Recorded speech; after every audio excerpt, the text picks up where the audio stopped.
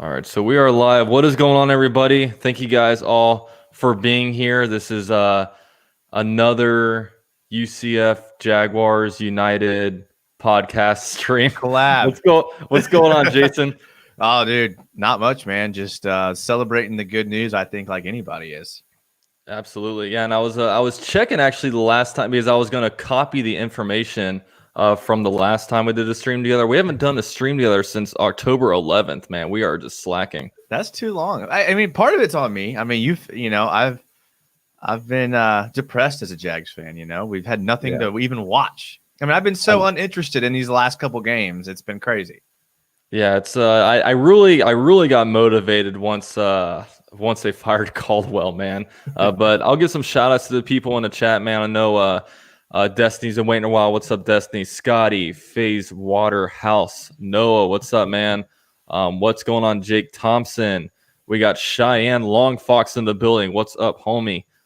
So yeah, thanks everyone for being here, Central Coast Climber. But dude, like, what was when Caldwell got fired? Obviously, you were happy about it, but were you surprised by it? I guess is the better question. Initially, I was. The timing felt like super weird to me that it was like when they fired him, and it took me a second to realize like the timing. But after it kind of came out that like we were mathematically eliminated from the playoffs, like, that kind of made sense. But it's just strange to me to think about that because that means that there was a conversation at some point in the offseason where Shad Khan said, if you don't make the playoffs, you're fired. Like, what do you think Dave Caldwell's like thoughts were in that moment? Like, do you think he's like, okay, let's do it with this really bad? Like, do you think he legitimately thought he was going to make the playoffs, or do you think he was just like getting a paycheck? Dude, see, I honestly think that Dave Caldwell thought that he was safe. But I think with the way things went when it comes to public perception around Shad Khan, because I think he's been taking a lot of negative publicity because of the fact that like he just reached 100 losses. You know what I mean? Like that kind of got blown up a lot when he reached 100 losses. And then there were things trickling up basically saying that, look, like Shad Khan does not really care about winning and does not really care about football.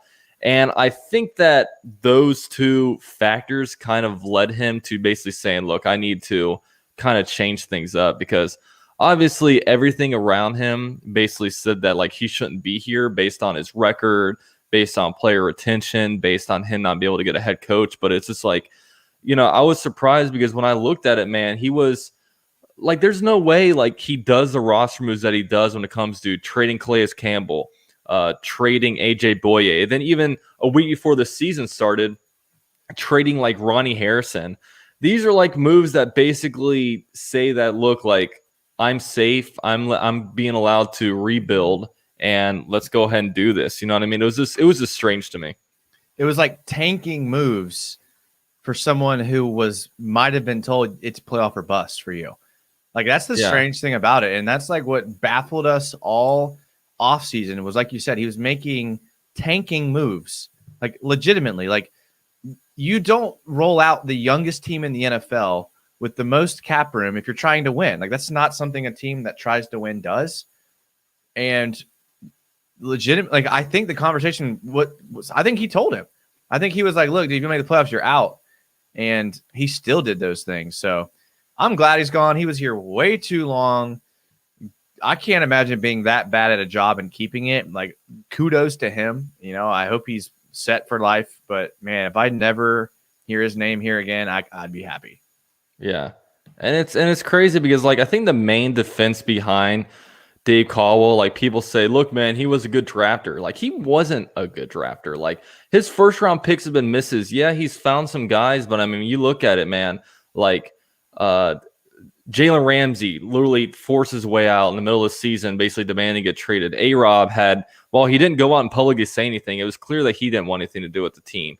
Freaking Yannick Ngakoue took like an $8 million pay cut to get out of here. Like every like good player that we draft, they don't want to stay here. And that's the whole part of it, man. You've got to be able to build like a team that players want to go to. And I really think that that's what they're going to try to do now. Because I mean, Dave Caldwell, I mean, and that's one reason why I think we should go for, I guess, a GM that kind of comes from a winning organization, just because Dave Caldwell, I mean, he came from Atlanta. You know what I mean? Atlanta wasn't a winning culture. I mean, they had some winning seasons. They drafted some good guys, but he didn't have a winning culture over there in Atlanta. So I think we need to bring in a GM that just knows how to build that has been around a winning culture instead of just talking like they're going to bring in actually someone that's actually been around it. Let me ask you this question. And this could not be the way to think about it, but I think that it is. I think there's 3 routes you can go when picking your next GM. I think these are your options. I think your option is to let me guess. Can I guess? Can I guess them real quick? Because I think I was going to ask you something super similar. Okay, yeah, you can get. I don't know if you'll guess my third one, but you might. So I think that there's 3 different types of GMs you can hire. Okay, you can hire like one of these TV analyst media personalities, like Louis Riddick, right, Bucky Brooks, Mike Meyer, Daniel Jeremiah, those kind of guys. I think you can get a guy that's hidden in a front office role somewhere, like an assistant GM, director of player personnel, whatever these random titles are. And you can go for like a former GM, like a Dimitrov or like a John Dorsey or something like that. So those are my 3. What were you gonna say? Okay, that was where I was going. I was gonna lump in the analyst with the former GMs with like a big name guy, basically.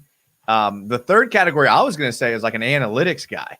Like a guy that like maybe doesn't even coach or do football. Maybe he's just like, like a straight analytics. Because I think you're seeing more teams like go to that, especially in other sports, where they know nothing about the sport, but they can look at like a spreadsheet of numbers and make the best decision based off of that. So where would you want them to go if those were your options? I'm not gonna lie, dude. I hate the analytics part of things, and I'll tell you why, man. Like, I don't know. I watch these games and it's like 20-12. Team scores a touchdown to make it 20-12, and they're like going for 2. I'm like, why? Like this, it doesn't. I just think it's not a football move, man. I think that I guess just a 2-point conversions are what's pissing me off, and then like these weird like go for it on 4th downs. Like the Browns went for it on like a 4th and 1 when they couldn't kick the field goal and made it like a 2-possession game. Like, I mean, if it were me, I guess this is kind of a weird tangent, but I wouldn't even do extra points in the NFL.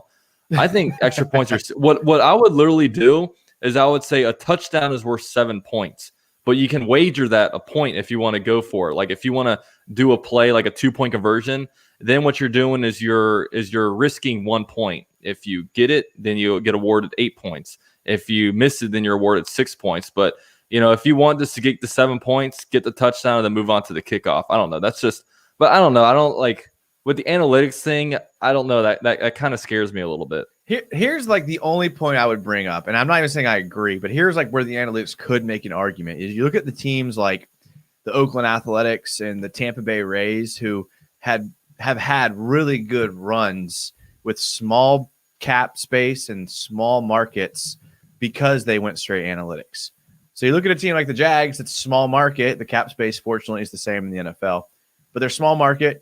A lesser known team. So bringing in like an analytics type guy that could bring in some journeymen that are good analytically rather than like what they're known for. I don't know. I mean, there's an argument that can be made. That is all I'm saying. Me personally, I would rather go with one of these like new up and coming GMs, like one of these assistants on another team, or maybe like the guy that's like a head scout on another team. Like I know the Chiefs head scout gets poached like every year for like a GM job. So like, let's just take the next guy there, because like those are the guys that are drafting the Patrick Mahomes. Those are the guys that are drafting Lamar Jackson. And I know that's what Dave Caldwell kind of was. But if you get one of these like old dudes, they're going to do what old dudes do and do old dude stuff. And we're going to be stuck in this Tom Coughlin cycle of drafting the big body type archetype quarterback from North Dakota State and just get stuck in this cycle. But that's just me. Yeah, I mean, I'm definitely about the new school stuff too. I mean, like one thing that I look at, man, I look at like the Broncos with like John Elway. Dude, I feel like John Elway is so stuck in the past with the way he's like running things. Like literally, like look at the quarterbacks that he's brought in. Like, I mean, but besides Peyton Manning, I mean, some of the guys that he's been drafting in the first round have been like he drafted that dude out of that went to Memphis, I think, just a random first round quarterback. I forget his name. He was just so bad. Yeah. Yeah. I forget who it was, but it was just like out of nowhere. And then like not only the quarterback thing, but like also the coaches, man. Like he hired Vance Joseph and then Vic Fangio or whatever. Those are just, I think, just the most boring hires. So I don't know. Like, and there's some people in here like Peyton Manning for GM. I don't know about that. I don't know how like.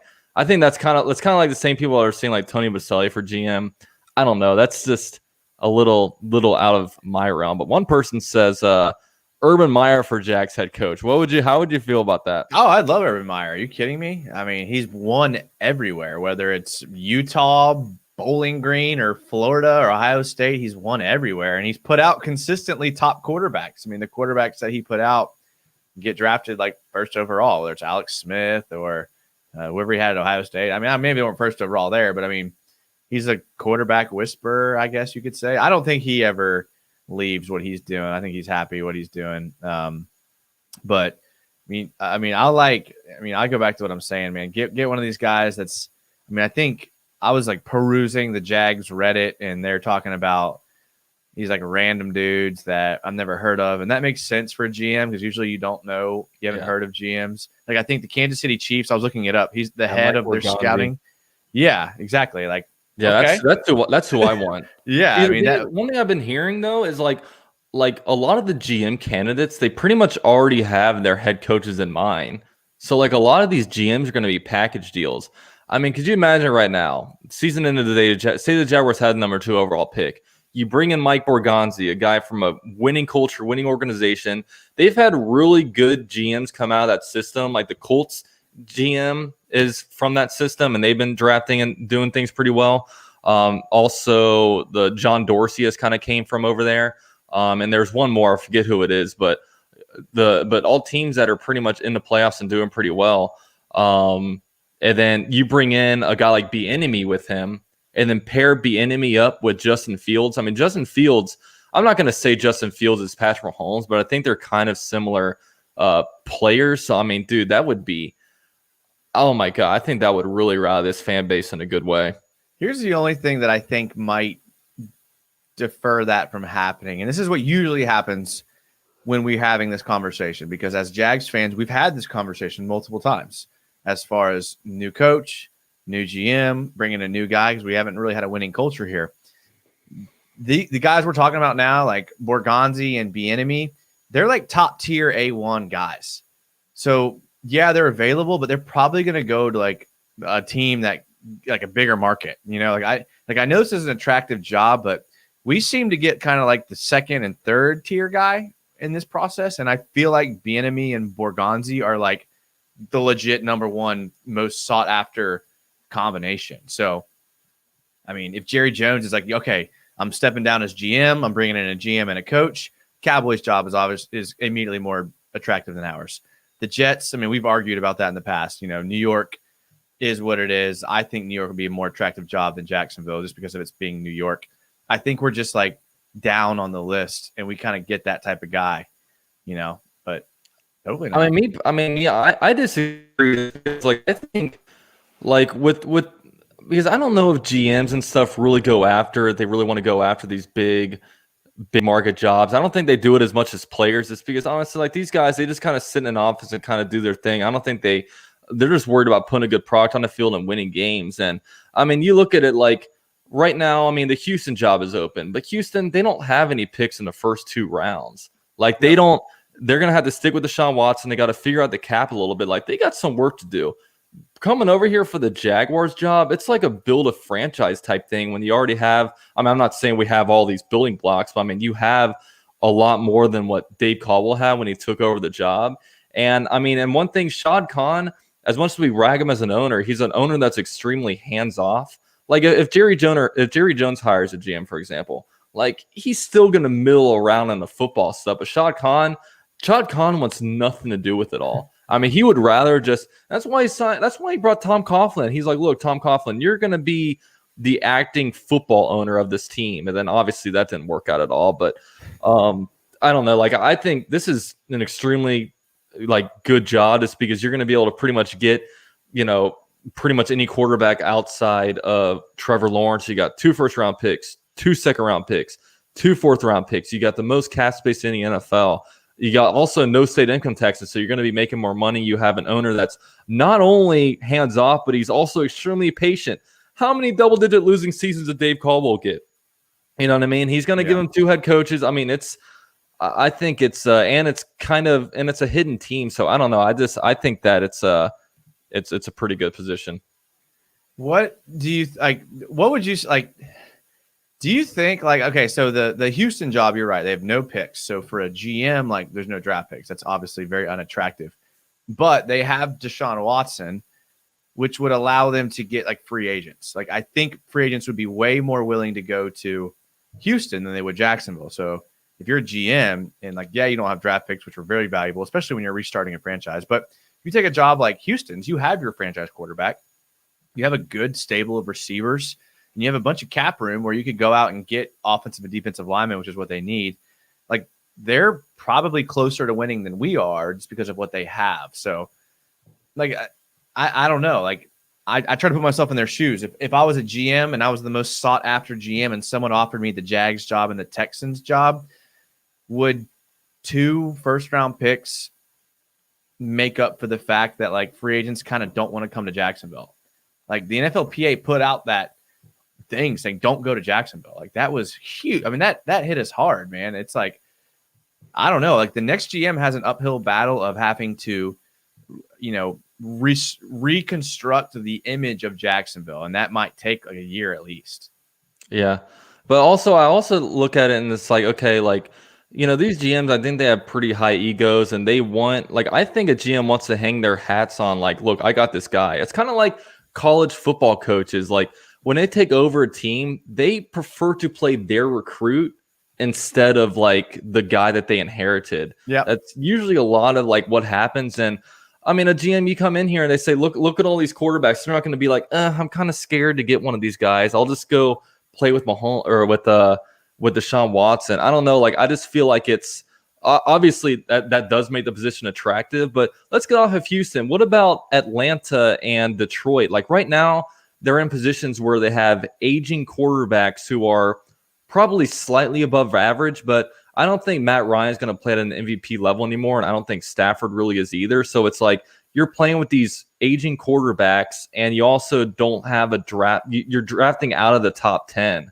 So, like, you know, when it comes to the 4 GM spots opening, I think it's got to be the Jaguars at number 1, probably Houston at number 2 because they have a young quarterback, and then like probably, I mean, you can kind of pick and choose Atlanta or Detroit. So I guess for you, like if you were to rank the GM openings as of right now, how would you rank it? I like that Jets job. I do. Like I feel like that like they're not a bad team. Like on paper, they're a decent team. They got some young but I'm talent. talking about GM though. That's they're not firing Joe Douglas. They're gonna fire Adam Gase, but not Joe Douglas.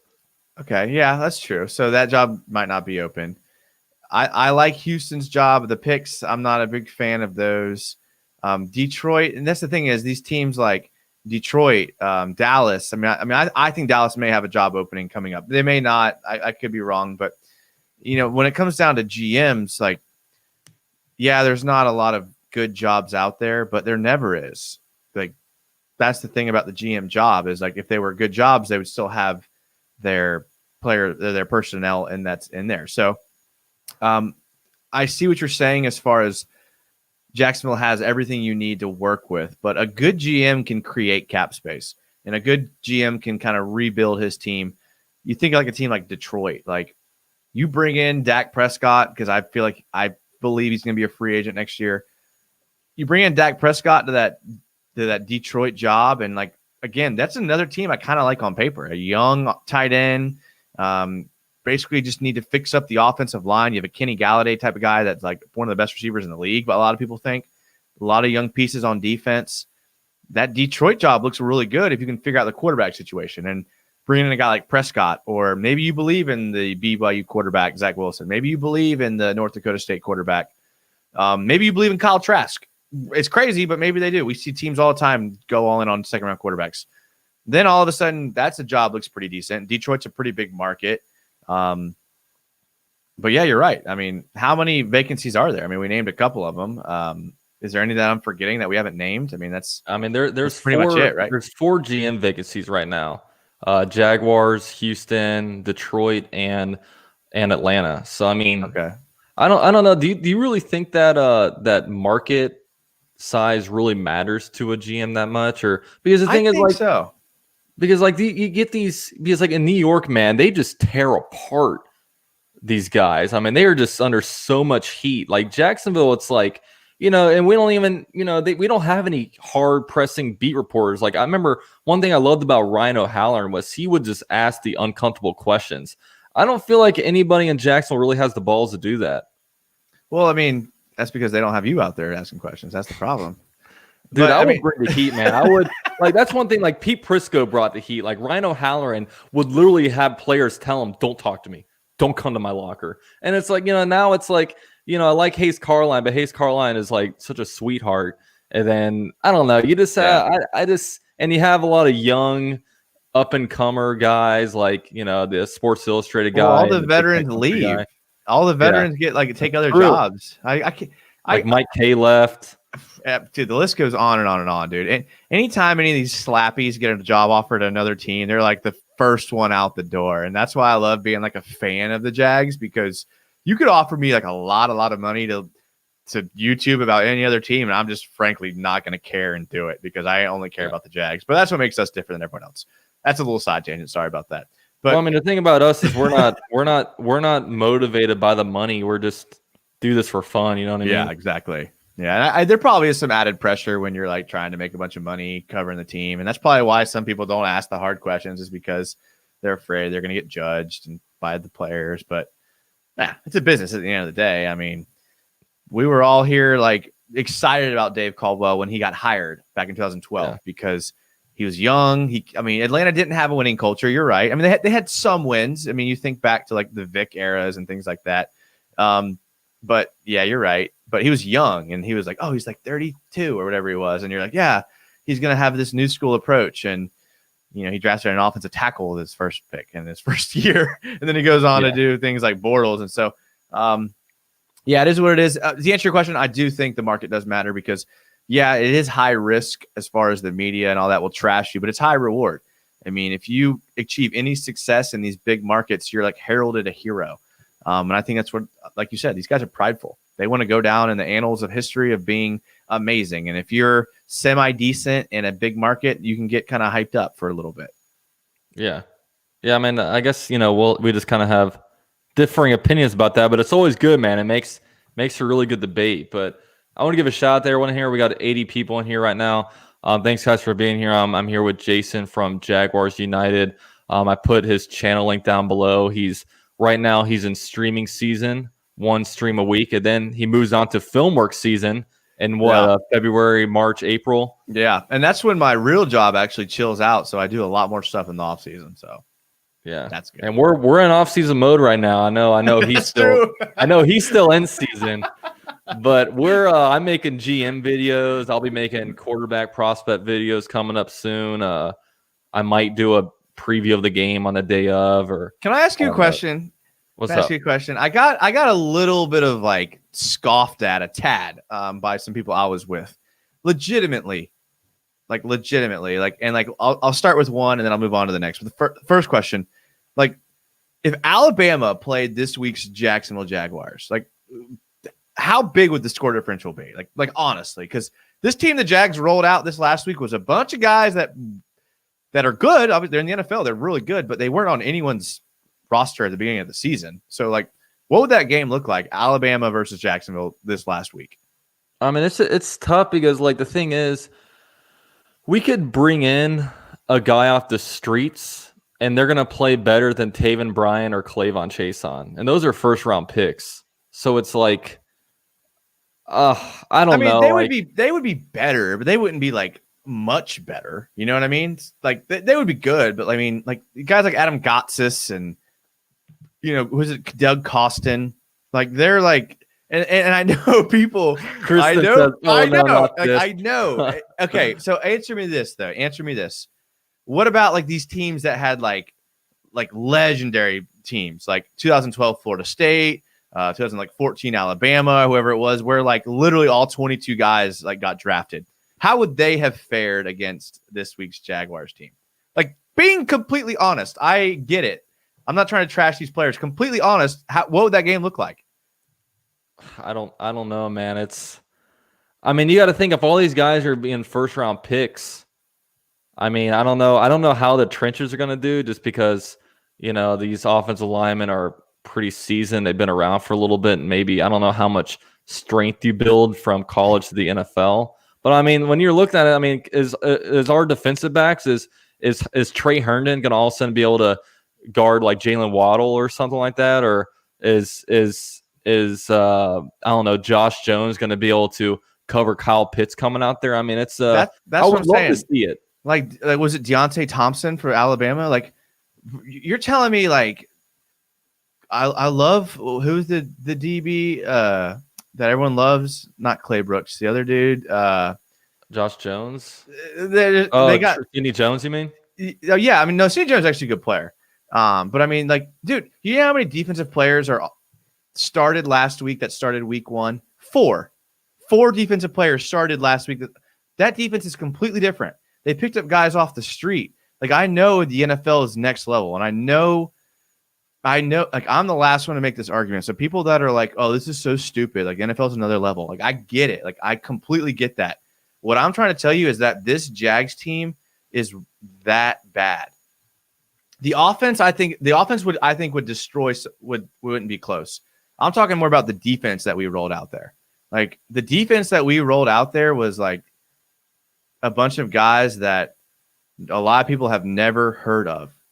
And there's all it takes is one big play. Deontay Thompson running a vertical route, Mac Jones throwing a good ball. That's a touchdown. How many points do we score? We're averaging like just barely 20 points a week. You don't think Alabama could score a touchdown and a field goal against this Jags defense? That's 10-20. That's what I'm saying. I don't think that's a close game, and that's a college versus a pro team. I don't know. Like, I'm not. That's how pathetic this team is that we're rolling out week to week on defense, anyways. Yeah, I mean, I think if they were to put a spread on it, like say Jaguars are playing Alabama, I'd probably say they'd put Jaguars at 21-point favorites. I think if Vegas were to put a line on it. But that's kind of sad, though, and that's my point. Yeah. Like, I agree with you, but that's sad. Yeah, it's sad. I mean, yeah. Clint says we lost to the Packers by 2. Yeah, I mean, it's any given Sunday. That was a weird game for sure. But I mean, I don't think anyone can deny this is a bad team. But like I said, I mean, I honestly, and I feel like I'm Mr. Optimist here, but I mean, I feel like Jaguars can be good next year. Dude, this was the same exact team as the Miami Dolphins last year. Miami Dolphins last year were the tanking team. They were the team that has no quarterback. And then they were the team that was literally trading everybody. You know what I mean? But the only difference was they had their head coach last year. But if we get Justin Fields in here and he plays like Justin Herbert or similar to Joe Burrow, I mean, as long as we build the trenches, and that's going to be my main focus, is just getting our quarterback and making sure the offensive and defensive lines are set. Like, dude, I think we can make a splash next year. Yeah, I mean, I think you're right. The trenches are the biggest issue. I think there's a lot of missing pieces on that defense, though. I'm okay with going all offense, going all on that. The offense, I'm okay with the offense. I like James Robinson. You need to add another receiver to help DJ Chark because he can't do it by himself. I would love to add a tight end. But the offense I'm fine with. You bring in a quarterback. The offensive line, I think, played pretty good this year, considering how they played 2 years ago. The defense is just, I know I'm on this soapbox, but they're atrocious. And it's not the coaching. I'm not very popular because I don't blame Todd Wash for everything. It's not the coaching. It is the personnel. They have put the absolute worst personnel out there. Luke Barco was the DB I was trying to think of that everyone loves. Like, Luke Barco, like, he is what he is. Like, these guys, like, they're undrafted free agents for a reason. Like, great players, very talented, but you can't have an entire defense of undrafted players. Joe Schobert is looking like he was immensely overpaid. Josh Allen's looking like the biggest regression that we've ever seen as Jaguars fans. Like, K'Lavon Chaisson has got to get into his real position or he's going to be not great. Taven Bryan is a bust. there's not a whole lot to like about that defense besides TJ Henderson. Miles Jack's been good. I got to add Miles Jack in there. But I like Sidney Jones. I think Sidney Jones can be a piece. Yeah, and I hope. And obviously Devon Hamilton. But I don't know. Like, I feel like I'm not going to say next year the Jaguars can be like the like a Super Bowl team, but why can't we be the Cardinals? Like the Cardinals right now, they're 6-5. I mean, they're a team that they look really good one week, then the next week they're like, what true. Was this? Like, I mean, that'd be fun. I mean, I wouldn't mind being the Cardinals, just having a team that's not, because like I think honestly, I think the NFC West is super similar. I think that they have a bunch of good teams, but I don't think any of them are actually Super Bowl teams just because they all had their deficiencies. I mean, the Jaguars, they don't have to have a perfect team to be good. You know what I mean? I mean, it's obviously it's going to be hard to build a perfect roster, and to build a perfect roster, it probably wouldn't be until like 2022 or 2023. But I mean, there's no telling how good the draft picks we get may be. But I mean, I don't know. Like, I feel like our offense can be quickly turned around really with I think obviously we need quarterback. I think we need like an elusive wide receiver, a guy that's got good feet, that's quick, can run good routes, can stretch the field. Because I mean, I see DJ Chark, I see the 50-50 guy, I see Laviska Shenault, who's just an absolute beast. Like when he catches the ball, I mean, he'll catch the ball in the flats, and then it's like, oh, let's see what this guy does. I mean, he just straight mauls people. And if we can just get a field stretcher, like can you imagine right now, instead of drafting Clavon Chason, the Jaguars drafted Justin Jefferson? Jeez. Just like this offense right now, oh my God. Like, obviously we don't have the quarterback there, but man, that'd be an immense difference just getting that guy. Yeah, I mean, absolutely. I mean, I've been very critical of the Jaguars wide receivers for a while. And they've kind of proven me wrong. The whole offense has, in my opinion. I was not big on the offense going into this season, and they've kind of shown a pulse this year for sure. And you're right. We don't know who we're bringing in next year. The Cardinals comparison, I mean, I like it. I mean, the Cardinals whiffed on Isaiah Simmons. Like I think he'll end up turning it around, but I mean, that's looking like a huge miss at this point. And just because of what they have had with Kyler Murray, they pulled off the trade with DeAndre Hopkins. I mean, you're right. The Jags aren't far from being good. They're just going to have to hit. They're going to have to hit on these draft picks if we want to see them be good in the immediate future, which I think is what you were saying. But hopefully whoever they bring in is a guy who's creative, innovative, and will take chances on guys that, made plays in college rather than archetype guys who we've seen time after time just bust. Yeah, and this is the point. I think that's one miss against Caldwell, because I mean, you look at Clavon Chason, he's fun. I mean, you like him coming out of college, but the thing is, like, I thought we drafted him with the vision that we're going to be running more of a 3-4 look and putting him in a better position than he was. But man, like why do you draft the guy if you're going to run this kind of defense? I don't know. It's just I think they fell in love with his athleticism, which I've been known to do too. So I get it. But yeah, I mean, if you're going to take a guy and off his athleticism, at least put him in the position for him to be athletic, put him on the edge and the 9 technique and round to just make some plays. But yeah, I mean, another guy, I mean, he went from 9.5 sacks in college to doing nothing. I mean, that's a huge letdown. Yeah. But I don't know. Like, I feel like I'm in an optimistic mode right now, because I don't know. I'm just hoping that because I'm not going to sit here and be like, oh, the Jaguars, the GM, he's not going to get anybody good. We're going to, I mean, I just look at it, man. We got to hit on our draft picks. We got to be able to keep the guys that we have and develop, because that's one thing with the Jaguars. Like, there's just so much regression, man. Like, we got these guys like Josh Allen and Jawan Taylor. Both of them just came out of college like fantastic. They were killing it, and both of them regressed in a big way. It's like, why are these players regressing under us? And it just seems like every year it's like someone they have this good year. Okay, we can rely on this guy. And then the next year they go away, and it's like, dude, like what player are we actually, like, what are you going to count Sidney Jones as a guy that's been able to progress, but he just wasn't a good fit on the Eagles? Like, I don't know. It's just like we can't develop players at all, and it's just sad. And that's like my big worry about James Robinson is I love James Robinson as much as anyone else, but history tells us anything about the Jags, it's if you had a good rookie year, you're going to take a big step back, and you can't judge people off of other people. I get that. But man, I really hope James Robinson doesn't regress. Like every single player we've seen in this franchise has regressed in their second year. I hope James Robinson doesn't. I mean, we were all pumped about Leonard Fournette after his first year. We were all, like you said, pumped about Josh Allen and Juwan Taylor. And man, if James Robinson's like the lone bright spot of this team, if he regresses next year, I mean, we have not much. And dude, it's not only that, but especially like when I look at the offensive side of the ball, and that's one thing I was saying about DJ Chark. It's like, yeah, DJ Chark had a good year, but like, what player have we had on offense that has a good year, then follows it up with another good year? Like, dude, like we haven't had a player since Maurice Jones-Drew do that. Like, we haven't had any player that like does good one year, then the next year continues on or does better. It's horrible. Yeah, it's true. I mean, I'm trying to think back. I mean, Ngakoue seemed to get a little bit better. I'm talking about on the offensive side of the ball. No, you're right. Offensive side. I mean, Linder's been the most. I mean, he's been the rock. Linder's been good his career. Everyone else, though. Yeah, I like that comment there. That's a good one. Yeah, no, it's true. James Robinson's been great, and I like his playing style. It's not just his stats that I fall in love with. It's his playing style. I mean, hard-nosed dude, runs hard. I flew up to Illinois for some family things for Thanksgiving, and I sat next to James Robinson's cousin on the airplane.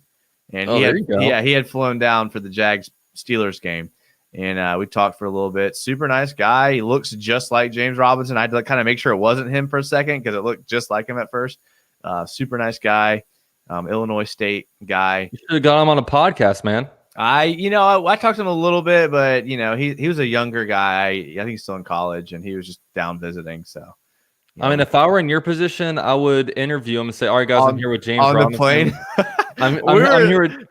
We were 5,000 miles in the air. Right? You said he looked like James Robinson? He did. He looked just like James Robinson. All right, guys, I'm here with James Robinson. Yeah. James, you've been having a really good rookie year. What's been your secret? Well, I've been great. Yeah. It was cool. I mean, the guy's down to earth. I love James Robinson. I'm like in love with James Robinson. Like, that's the type of guy I like, dude. Laviska Shenault's the same way. With the dudes that don't get tackled, that are like throwing dudes off of them and running out of bounds and getting drove backwards and not going to the ground, those are my guys. Yeah. So I got to show you guys my dog right now. Look at this guy. Bo. Oh, man, what that pupper? He is just in the most awkward position. All right. Well, that's what Bo's up to. I saw some people commenting where he's at. But I'm going to try to get some. If you guys have any questions, man, throw them out here. It's Reese says Chark will be out here if they don't start winning. Yeah, I mean, honestly, dude, once we get a quarterback, I mean, a quarterback's going to make this place a destination. A quarterback and obviously like a good, healthy locker room and environment because, I mean, that was obviously, I mean, a lot of people blame Tom Coughlin for having a bad culture, but the thing was, dude, like Coughlin was out of here and Unique Ngakoue still took an $8 million pay cut. So, I mean, there was still... I mean, we just got to clean everything out and just bring a GM in here that knows how to win and that is good with like people, that has people skills. I don't know, like Dave Caldwell, I don't know if he had the greatest like people skills. Like I just can't imagine him interacting with players. And I remember I was listening to like the fifth quarter and Hacker's like, what did he say? He's like, Dave Caldwell, he's a guy that I would love to get a burger and a beer with, but I don't want him running my team. And I'm like, Dave Caldwell, like a burger, and I don't know, man. He doesn't seem like a very fun guy or very inspirational guy. I don't know how you feel about that. That dude doesn't drink beer, dude. That dude drinks like sparkling grape juice. Apple cider. Yeah, exactly. Yeah, no, I mean, Dave, I have heard through the grapevine that Dave Caldwell has a pretty good reputation amongst like NFL GM circles. Like, I don't know whatever he did in Atlanta. I don't know what he did, but just like he was generally viewed like positively by NFL front offices like around the league. And that was kind of known for a while. And that's what I think got him so much extra time here in Jacksonville is he did have a lot of respect. I don't know why. His wins and losses obviously didn't reflect that, but for some reason, Dave Caldwell had a really good reputation amongst NFL circles in their front offices. I don't know if that's still the case, but it definitely was for a while. That's why I think he got so much time, and I'm again just glad he's gone. Yeah, I mean, that was just such great news, man. Getting that alert on my phone. I was actually out of the house during the second half of that game, so I had to wait a little bit to make a video. But I was just like, thank God, dude. This is because I knew we were gonna fire Doug Marrone, but like just with the moves that Dave Caldwell was making, I mean, he was making moves like not like it was his friend, not like it was setting his, up for next year. Setting up for yeah, next year. Yeah, it was like Caldwell. He can't go out there and say, all right, I'm moving forward. This is going to be the roster that keeps me here around. It's like, dude, it's just so bad. And you traded everybody. Yeah, it's like, okay, you're trading away your best players for draft picks. Like that's a move that someone does that knows they have some time. And keeping a coach who's really bad, like that's someone that knows they have. Like it was weird. You're right. All the moves he made would be evidence that he was staying here long term, which is what was confusing everybody. Which is why I think everyone was relieved, because a new GM means a new coach, and a new GM means a new quarterback, and that's what we need more than anything. Dude, like how crazy was it? Literally first play of last game, Ronnie Harrison got out for the game. I know. I felt weird about that. It was like it was weird. It was like I wanted to root honestly, against him, but not that. I mean, I don't like the way he went at people on Twitter, like just talking crap about the Jags or whatever. I mean, I don't wish success for him. I don't not wish success for Nick Ngakoue, whoever. But man, I hope next year we beat Jalen's ass. Yeah, that's what I'm saying. I hope Justin Fields just lights him up. Yeah, and I think he will. And I have a lot of faith in Justin Fields, and I'm 99.9% sure that's who we're going to have next year. I hope they don't bring in like Gardner. Like that's something I wanted to ask you. Like no. I wanted to get like no. Dave Caldwell it comes out that Gardner Minshew's like healthy. Oh, we're still going to start Mike Glennon. Like, please give me your thoughts on that. I've got to know what you think. What I think about playing Glennon instead of Minshew, or anybody. I mean. Yeah, I don't care, dude. I mean, I didn't want to play Glennon just because I was like, what are we going to learn? But at the end of the day, like, what are we going to learn from any of these quarterbacks? I mean, none of them are the answer. I guess Glennon kind of moved the ball. I don't know. Like, I thought it was hard to watch. I thought it was hard to watch Minshew his last few games. I know he had the thumb and everything, but man, I felt bad for him. Like, he just did not look like he was having fun. He couldn't push the ball at all. Like, oh my God, it was just bad quarterbacking. I initially was like, oh, he's putting in Mike Glennon because he wants to lose. And then I started like thinking, and I was like, Mike Glennon actually might give us our best chance at winning. I posted on Twitter. I was like, is Glennon better than Minshew? And people came at me because I'm like Mr. Minshew hater on Twitter. But I'm just honestly, I'm just telling people, I'm like, he's not the answer. Like, Glennon was making some throws where I was like, "You better chill out, bro. We're gonna win this game." Like I had to kind of say that a couple times because Glennon kind of throws a tight spiral, man. He puts some zip on the ball for his old age, but it's still like I get these questions on Twitter, and it just infuriates me. I don't know why it shouldn't, but it does. And they're like, "Hey, man, you think we should draft Penei Sewell at number 2 and then get like Kyle Trask later on?" I'm just like. Yes. Like, dude, I am done messing around with the quarterbacks. I'm not getting cute. I'm not going to take a freaking left tackle. Like, I don't sit here and watch the Kansas City Chiefs and I'm like, oh my God, could you imagine what the impact of having Eric Fisher on our team would be right now? Like, come on, man. Like, why do we want to mess around and get all cute and pass on Justin Fields and then see Zach Wilson go off the board, Trey Lance go off the board, then we get Kyle Trask, a flat-footed quarterback, and we have the next statue quarterback in here. I just no. Get our quarterback, man. For everyone stop giving other teams their quarterbacks. For everyone that loves Kyle Trask, Kyle Trask may have the best supporting cast of all time that Florida's ever had. Like, the dudes that are on that team, they got like 5-star transfers on that team that like aren't even cracking the field. Like, that offense of playmakers are just insane. So I like Trask. He'll probably win the Heisman because of his schedule and all that. But dude, the playmakers he has around him are insane, and don't let that take away from like what he might be. And I think that's what, like you said, and other people are saying, like he's good, but when you're throwing screen passes to receivers that take it 80 to the house, like how good is the quarterback, you know? But and dude, like I'm like I need a quarterback that I mean nowadays, dude. I hate to say it, but I need a quarterback that's mobile. Like yeah, I like I mean, with the way the NFL is going, like I want a quarterback that is a pocket quarterback that can run the ball. You know what I mean? Like, absolutely. and then I mean that's what I mean. I look at Justin Fields and it kind of reminds me of Deshaun Watson because he's a guy he's surprisingly hard to take down.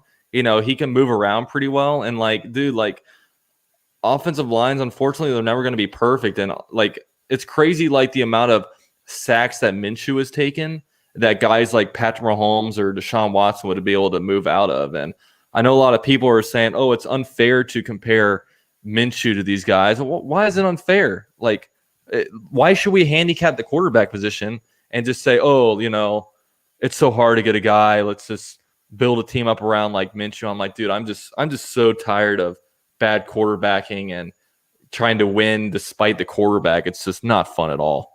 Yeah, I mean, if we know anything, if your team's going to be good, they have to have a good quarterback. And we haven't had a good quarterback in a while. So you just take them until you get one. I mean, look back at Washington, man. They took 2 quarterbacks in the same draft. Their second quarterback ended up being better than their first one. Like, that's what you got to do sometimes. Like, if you don't have a quarterback, get a quarterback. I mean, we've said it a bunch of times on here. You said it. Free agents come to play for a quarterback. Like, they don't come to play for the market. They don't come to play for the coach.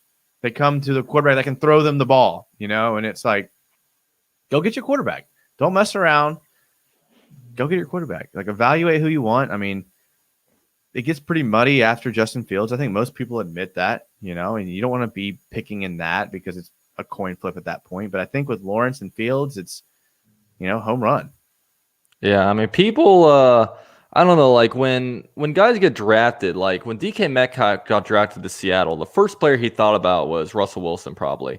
Yeah. Like, you think when CJ Henderson got drafted to the Jaguars, you think he knew a single damn player on this team? No, probably not. Not at all. He probably didn't even know Jacksonville was in Florida. Yeah, it was probably like, all right, my family can come to games.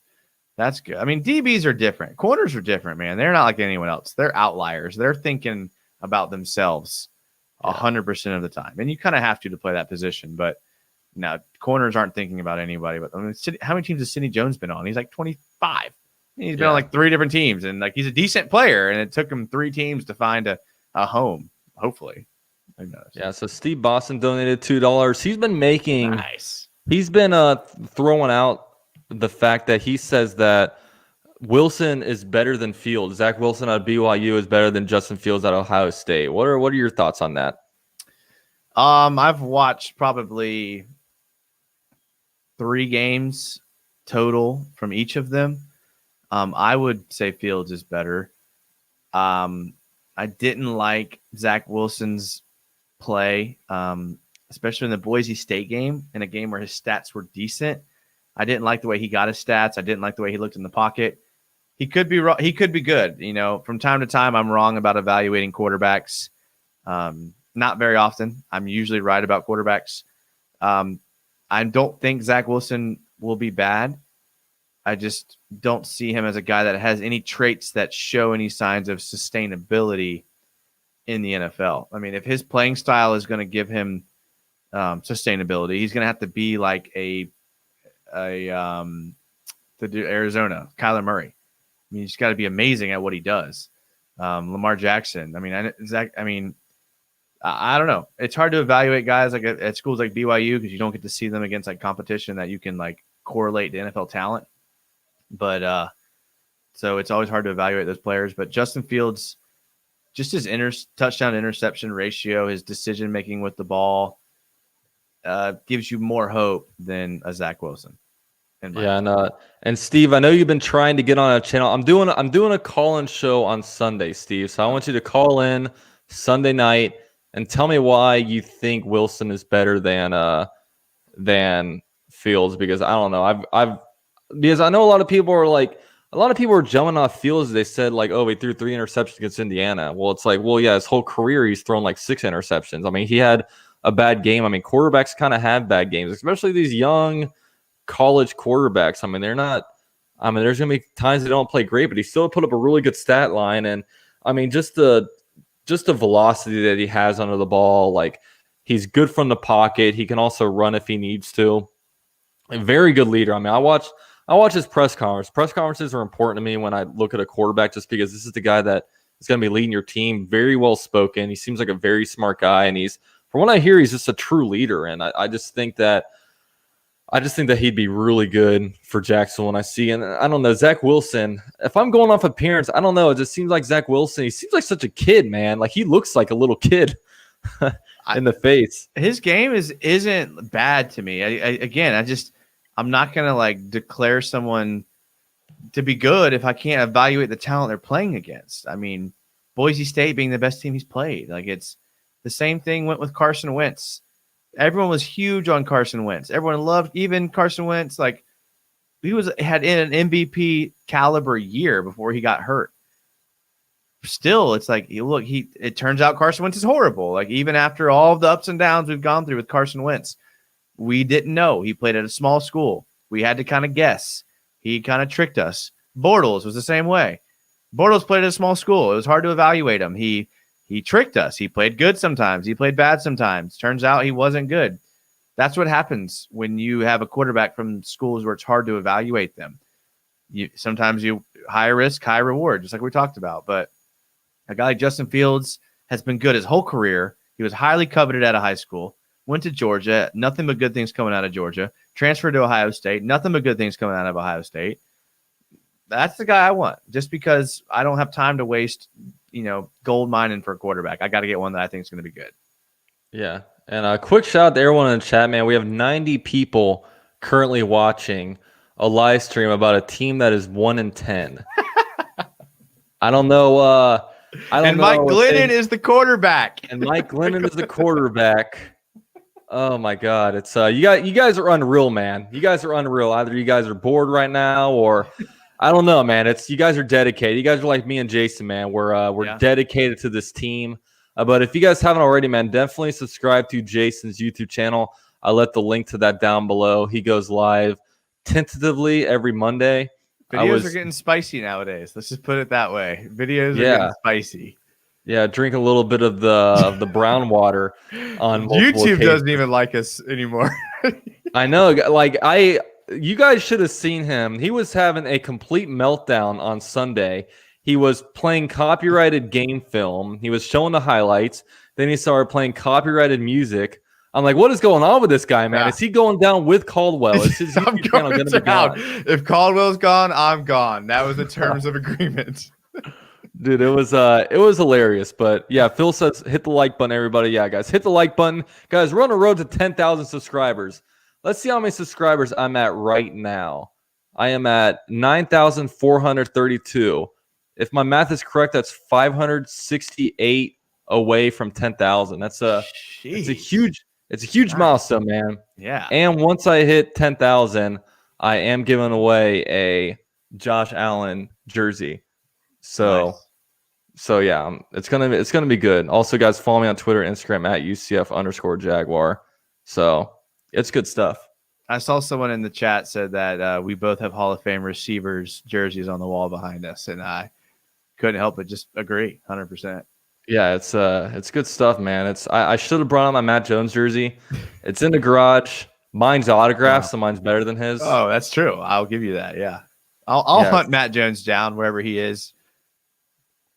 Who knows? Yeah, he's on the north side somewhere, smoking getting the booger sugar up there. But I don't know, man. It's I got Matt Jones jersey. I'm trying to let it marinate, trying to drive up the value of it. That's smart. So I can sell it on the open market. Maybe sell it around Arkansas. I don't know, man. We'll see. I would never sell it. I had a bet. I take bets very seriously. I wouldn't say a big gambler, but I'm a gambler. I had a bet about Matt Jones, and I only have to have Matt Jones on the wall for 27 more days. But I might keep him up. We'll see how I'm feeling. So yeah. It's I just bet for money. I don't do the weird like dump Matt Jones dump on your wall for a year. Bets you don't do those. dump orange soda on your. I don't know. Some of these YouTubers be doing some weird stuff, man. Like I saw like I know like Jagganoff, he's another Jags YouTuber. Like he'll do like bets where he like has like he'll put like ketchup or something on a plate and just smack it against his head on a video. I'm like, I don't know if I'm gonna go that far. But if you want to throw a dime bet, I'm on it. Yeah, I mean, I'm always down for that. I have nothing bad to say about Jagganoff. To be honest, I've never seen a single video of his. So that sounds entertaining. But those guys, they do like TTC stuff. They do some interesting bets. I don't know. I don't know. I mean, I take my YouTube channel somewhat seriously, where I'm not going to be doing weird stuff to myself. I don't know. It's just that's fair. Not really my style. I think I'm with you there. So let's see what Jarvis Juice says. Ohio State has a history of QBs not living up to expectations of the NFL. Same with USC. I'm staying away. But is it fair to call Justin Fields an Ohio State quarterback? Because he did spend some time at Georgia, and he was originally a Georgia quarterback. And Georgia quarterbacks have had some success in the NFL. And if it wasn't for Fromm staying an extra year, Justin Fields could technically be a Georgia quarterback. Is it the same thing? But I mean, did Clemson have any good quarterbacks before Watson was there? No. I mean, did Miami of Ohio have any good quarterbacks before Ben Roethlisberger came out? Did Louisville have any good before Lamar Jackson? I mean, Teddy Bridgewater kind of busted, I guess. I don't know. Like I don't subscribe to that theory. I don't. Yeah, it's like. I mean, it's different. Like maybe I'm a little bit hesitant if I'm Washington and I just drafted Daniel Haskins 2 years ago. But I mean, come on, I'm not gonna pass up on a guy because I'm like, oh, usually, like 15 years ago when Troy Smith was drafted, he didn't work out well. I don't know. I'm not into that. It's the same way with like Florida guys. Like I'm not gonna act like if we draft CJ Henderson, he's gonna have anything to do with the success that Reggie Nelson had. It's just I don't that's not an argument that I really am about. And it's, I mean, you can't look at it that way. I mean, you got to take it case by case basis. You can't. I think it's a lazy argument. I'll be honest with you. Yeah. Like, I don't know. Sure. Like it's like the Jaguars. Are you going to say that UCF quarterbacks never work out because of Blake Bortles? Well, it's like, Dante Culpepper went to UCF. He worked out pretty well. I don't know. It's just weird. I don't. And that's a huge argument point. I mean, I think that's the biggest knock on Fields. What are you doing, Bo? I think that's the biggest knock on Fields, where that he went to Ohio State. So I don't know. Yeah, it is, and I mean, Ryan Day is technically an Urban Meyer guy. So can you look at all the Urban Meyer quarterbacks and hold him accountable to there? Like Tebow, whatever. But I mean, like Alex Smith's been pretty good. So I mean, it's like, where do you stop the line and draw the line? I mean, Dan Mullen put out Dak Prescott. Does that mean Kyle Trask is going to be good? I mean, they're completely different quarterbacks. And I mean, they're different schools, but they're the same coach and the same system. So that's a rabbit hole that you could go down for days. Yeah, nowadays a lot of transfers. I mean, what's his face? Lincoln Riley had like Baker Mayfield for a year, Kyler Murray for a year. I don't know. It's just I could see maybe guys coming out of a certain like crazy system, kind of like the Oregon system when like Marcus Mariota was there. But I don't know. I just think that's a weird thing. MJ wants Dylan Gabriel. You know who Dylan Gabriel is? Yeah, I do. UCF quarterback. Oh, you do? I didn't. Yeah. I thought I was going to stump you. Yeah, nice try, buddy. But I put some money on them I think I actually bet on USF to cover, and they did you not. Won that one. No, they didn't cover? No, UCF ended up scoring like 2 touchdowns at the end of the game. So that was kind of annoying, but that's what I get for betting against UCF, I guess. Honestly, I would 2017 and 2018, those were good years to bet on UCF, but man, like that team can be a little bit sketchy. Sad is like Bo's making an appearance. Oh, look at that guy. Bo, you want to leave? I'm gonna let him out. He's like, I've had enough of this show. There you go, Bo. He's like, how dare you compare Alabama to the Jaguars? The Jaguars are a pro team. I'm getting the hell out of here. Honestly, I started talking about college quarterback systems, and he was like, I can't stay here for this. Like Ohio State went to Justin Fields with the Ohio State. I'm going with the BYU guy because it's Taysom Hill. Yeah, they're nicer to dogs than the people. I don't know, but yeah, hey, it is what it is. Yeah. So Kev B says the Florida Gator success rate is the only school I'm wary of. Don't know what's happening with those players. Dude, Marcus May for the Jets is a beast, and he's a DB for the Gators. Like, I mean, CJ Henderson's going to be really good. Like, yeah, Carlos Dunlap worked out pretty well. Yeah, and I mean, it's just weird. I mean, it's just such a player-on-player basis. It's like it's like you're dating a blonde girl, they cheat on you and say, "Oh, I'm not dating any blonde girls anymore." Like it's like they have nothing to do with each other. I don't know. I only date blondes, so I can't relate to that. What's up, Noel? How you doing, man? Welcome to the stream. Kenny Blythe says, "What's up?" River says, "It's either holding call or a sack with Cam." Yeah, it's I don't know. There's definitely the quarterback privilege calls. That's for sure. That goes on in the NFL. Yeah, I think some people were comparing quarterbacks who make bad decisions and not being talented with like Cam Newton. Like, that makes sense. Yeah. Cam Newton's a weird guy to evaluate. Yeah, it's a weird year with the Patriots, right? I don't know what his issue over there is right now. He kind of seems like he's trying to tank, but yeah. I don't know, man. Maybe do you think Bill Belichick might be a possible candidate for the Jaguars to be head coach GM combo? How would you feel if they did that? My gut reaction tells me that Bill Belichick's the type of guy that would retire before he did something like that. But it could happen. I feel like he's GM head coach now, isn't he? Like, what about Jacksonville would make him want to leave what he currently has? You know, he's old, man. He wants to go to the warm weather. You know, people retire in Florida. Yeah, and he's a guy, I think he's a guy that's never going to retire. He's going to be around the game. He's going to be a Tom Coughlin or a Joe Paterno and just die with it. I mean, I think his kid is like one of his coaches. Like, his kid will probably try to take on the legacy as the next Belichick coach. I mean, I don't know. Or his son that's not related to him, Josh McDaniels. That's weird. He'll probably be a coach somewhere, don't you think, next year? But Eddie Clutch had a clutch comment. He says, "I want a blonde as our quarterback." But Phil says, "How much daylight is between Lawrence and Fields? Should we be excited for Fields?" I mean, I absolutely think we should be excited for Fields. I haven't done enough work on either of them to really chart what they're good and bad at. But I mean, if you listen to all the experts and all the analysts, I mean, it's. Some people will tell you there's a clear difference. Some people would even say Fields is better. So it's just, I think either one, you're really winning with getting either guy. Yeah, I mean, we're as low as it gets. I mean, look at our quarterbacks and their completion percentage is, I mean, Minshew has like a 65% completion percentage. Everyone else is like under 55%. Like, to bring in a guy like Fields that completes like over 70% of his passes is going to completely change what the offense looks like. So, yeah, I mean, it's going to be nice to have a guy that completes passes around here for sure. Yeah, I mean, it's just going to be nice that I don't have to be scared at what I get about quarterback. I don't have to be a guy that's like, look, we got to win a turnover battle. Got to play good defense. Got to run for at least 80. Well.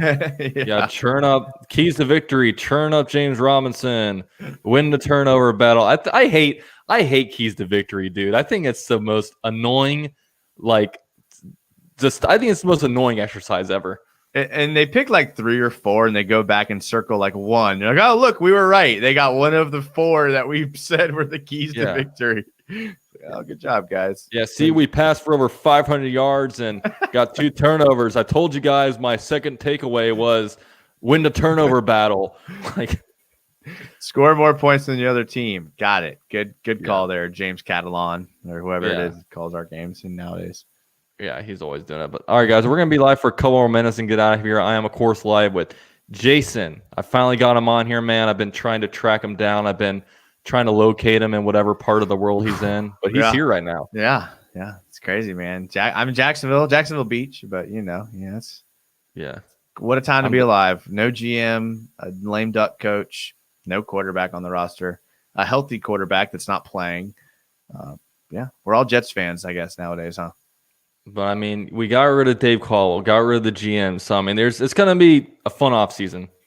For sure. I mean, I like since I've been like literally and obviously we're gonna get rid of Doug Marone. And if you guys want any sense of like where I've been on here, like my very first video on YouTube was a Doug Marone hire.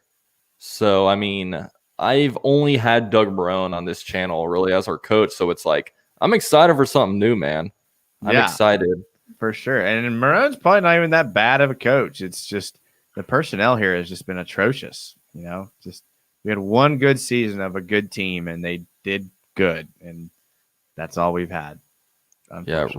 Reese Snow says your real name is Dalton and a skull face. So yes, I was feeling spicy. I said, you know, Jason's probably gonna use his name. I figured I would use. You don't use your real name? Well, come on, your fans should know the real you. They've, you know. Usually, I mean, I'm not shy to tell people my real name, but you know, I think it's kind of cool to go kind of with an alter ego, a little bit incognito, a little bit. I don't know. I feel like I can put on a different personality on here and be somebody that I'm really not in real life. You know, I act like I'm a good guy on here, really not. I act like I know football. I have Hayes Carline articles up that I reference. I feel sorry for you then. He's a little sketchy sometimes. But I mean, the fact that you got like you're teetering 100 people in your chat the entire time and the Jags have one win is as impressive. The only impressive thing you need for evidence. I mean, it's always hard to get off air because, I mean, you got all these people, man. I mean, I don't want to just leave these guys and have to have them go back to their real lives where they have to. And the views go up as longer you're on. We have the same thing. We're like, guys, we've been on for an hour and a half. Like, why is everyone just now showing up? Yeah. It's like, guys, we're about to get off. Usually what I need to start doing is I need to start going live right before you on Mondays.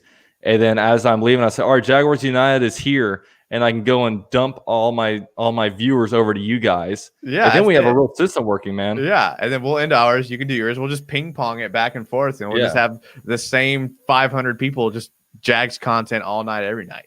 Dude, that'd be fun, man. Maybe do like an 8-hour rotation where, you know, we sit there, we you know, our 8 hours of free time a day, we're going to be on here. We're going to get our sleep. And then we're going to go to work and then just. It's going to be weird because there's going to be some nights where we're up from midnight to 8 a.m. But, I mean, it's all about the people, man. It's all about the people. It's like, and for the 15th time tonight, we're going to discuss the gap between Trevor Lawrence and Justin Fields. I know we've talked about this before, but one's really good and one's pretty good. So and then we're go. And then we're going to talk about the top 5 qualities of Mike Borgonzi. Let's talk about him. And we got Vach Lombardi up in here. What's up, Vach? He's a big Dallas Cowboys guy. He's also does a lot of. I recommend everyone subscribe to him, man. He does all the breakdowns for different prospects coming into the draft. But he's a Dallas guy, so he wants. I don't know if he wants a new quarterback, if he wants Dak in here still, or that's a good question. Yeah, I mean the Jaguars. Hey, Vach, do you want to keep your guy Dak Prescott, or are you looking to dip into the quarterback market a little bit? Because their only option is to franchise tag him for a second time for $37 million or let him walk. Those are his. I mean, he's not. I mean, you can't resign to a long-term deal after that injury, can you? I mean, no way. I mean, it's intriguing because if you're at their spot and you're drafting number 4, I mean, if everything stays put, obviously quarterback 1 and 2, Bengals get Penei Sewell. You know what I mean? I wonder if so he does Dak is a top 5 QB. All right, so I think that's his decision. So I mean he says I want to trade back and make picks. All right, that makes sense. I mean, trade back with Washington. Washington might move up and get Wilson. Maybe some of the other teams, maybe I don't know how far back the Patriots will be, but yeah, I mean that makes sense. I mean, the Cowboys fans I've talked to have said they think they should franchise tag him, which is a 1-year, $37 million contract for a guy coming off of a pretty serious injury. Hey, I like it. I like Dak Prescott. I was kind of hoping he'd hit the free agency and maybe if the Jags accidentally won some games, maybe be a candidate for us here. If we end up I mean, that's what I was saying. Like I would rather get Dak Prescott, sign him to money than like a Zach Wilson. You know what I mean? Like I agree. Just because it's not a popular opinion, but I agree. I really do like Dak, and I think he's got a good head on his shoulders, but I feel for him, man, coming off of that injury. But man, he shows what he can do. We've obviously seen how much different Dallas is without him. I don't know, man. I think that's the biggest swing is Cowboys fans are like, oh, we're horrible now. Like it must have been Dak Prescott. And what was it like? Was it Tony Dungy that came out and said that Ezekiel Elliott was going to have a better season now because Dak Prescott was hurt and he's had a horrible year? Oh yeah, that's fair. It is fair, dude. That's Cowboys fans are irrational, bro, and they hide, man. When their team is bad, they'll go into hiding. So half of Yankees fans, so they just root for whoever's winning at the current time of the year. So it's one of those things. And I gotta say, that's one thing I love about Jags fans. I think Jaguar fans are pretty well grounded because I think Cowboys have some crazy fans. San Francisco 49ers have some annoying fans, in my opinion. I think New York can be very up and down. I mean, they're either extremely high on their team or extremely low on their team. I mean, I don't know. Those are some of my observations from some of the fan bases. For sure. The Bills are super annoying. Packers fans can be super annoying. Browns fans can be annoying. Jags fans can be annoying too, but that's why we love them, and that's why we're Bills fans are pretty crazy too, man. Bills fans, they're stupid annoying. Yeah, Titans fans are just dumb. Yeah, Titans fans, there's I don't know. I don't like the Cowboy. I don't like not the Cowboy fans, but Titans fans very much. No, they're not real fans. Like, does anyone ever live in Nashville? Like, people live there like 6 months out of the year. Like, have you ever been to Nashville? It's not a very local, this is where I'm from type of town. So. No, I think I just don't like him because, dude, I swear every tweet I put out, there's at least one Titans fan that comes out of nowhere and just tries to troll me. It's like, dude, who are you, man? Yeah, like usually I just mute them, and then I'll get to the point where I have like 5 comments on a tweet, but like I can only see one comment because I muted everybody. Yeah, someone in your chat said Eagles fans. They're a whole another breed of people. Oh yeah, they're a whole other breed. I swear, dude, I'm like. I go to these away games and I talk so much shit.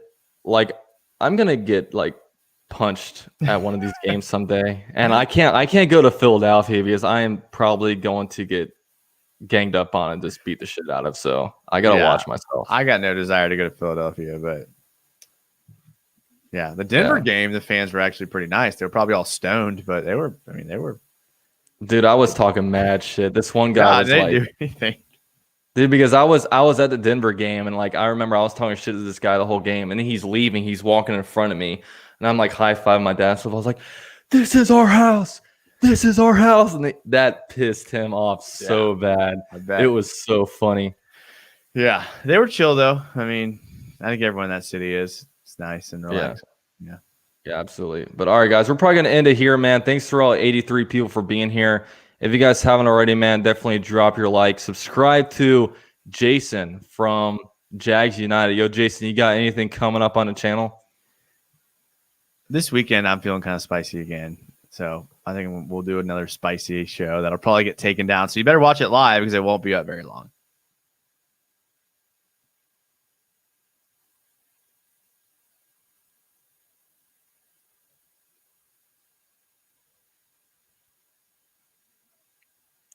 Okay, can you hear me? Yeah, I got you now. Okay, yeah, I blanked out for a minute, but I recommend you guys give this man an ABC Liquor gift card. Get it to him on Friday. That's the last thing I need. Then this weekend, you're going to get some spicy, some copyright. And the thing about it, man, he's going to put it up. He's going to put copyrighted stuff, and it's gone forever. I was so disappointed. I remember I was watching it. I stopped watching. I was going to take a shower. I was like, I'll watch it at work tomorrow. It was gone. No, like literally, YouTube has it, and it's shut down. So I mean, you guys need to get in the Noti gang to get those notifications. Get on the Noti gang, subscribe to him. You can't miss out, man. It's a beautiful thing, man. Yeah, it is. Well, I appreciate you having me on, man. You're the best in the biz. Always love anytime we can get together. Hell yeah. We'll have to do it again soon. Hopefully we get a couple more losses on the year. Maybe who knows? Maybe the Jets can win one and we can get number 1 overall. We'll see, man. But thanks for coming on here with me, Jason. And thanks everyone for in the chat. I'll see you guys later.